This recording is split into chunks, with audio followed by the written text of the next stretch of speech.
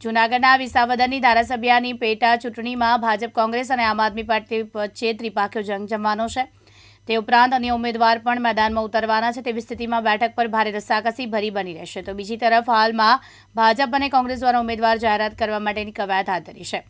ભાજપના નિરીક્ષકોની ઉપસ્થિતિમાં ભાજપે સેન્સની પ્રક્રિયા હાથ ધરી, જેમાં સેન્સમાં એક ભાજપની પ્રક્રિયા છે, પરંતુ ઉમેદવાર બાબતે આખરી પાર્ટી નિર્ણય એટલે કે ભાજપ હાઈકમાન્ડ દ્વારા થતો હોય છે।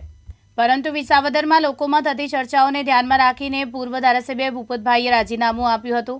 તેમની અને ભાજપની વચ્ચે ટિકિટ બાબતે કોઈ ચોક્કસ કમિટમેન્ટ થયું હશે, ત્યારબાદ કદાચ ભૂપેન્દ્ર રાજીનામું આપવા માટે તૈયાર થયા હશે।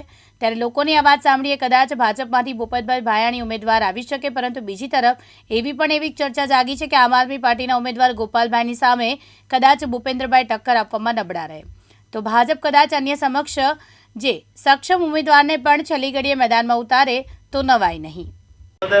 વિધાનસભાની પેટા ચૂંટણીને લઈ આમ આદમી પાર્ટી, કોંગ્રેસ અને ભાજપ વચ્ચે ત્રિપાખ્યો જંગ થવાનો છે। તે ઉપરાંત અન્ય ઉમેદવારો પણ અપક્ષ સહિતના ઉમેદવારો મેદાનમાં આવે તેવી પણ શક્યતાઓ દેખાઈ રહી છે। ત્યારે ભાજપે ગઈકાલે ઉમેદવાર માટેની સેન્સ લીધી હતી અને 3 થી 4 ઉમેદવારો ભાજપમાં પરથી પણ હાલમાં સેન્સ પ્રક્રિયા દરમિયાન નામ બહાર આવ્યા છે।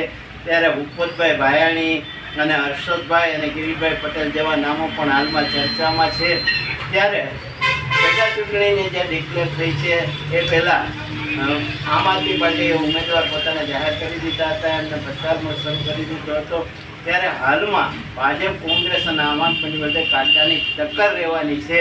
ત્યારે કોણ વિસાવદર બેઠક પર પેટા ચૂંટણીમાં મેદાન મારશે તે કહેવું હાલમાં વહેલું ગણાશે। રિપોર્ટર પ્રકાશ દવે, જૂનાગઢ।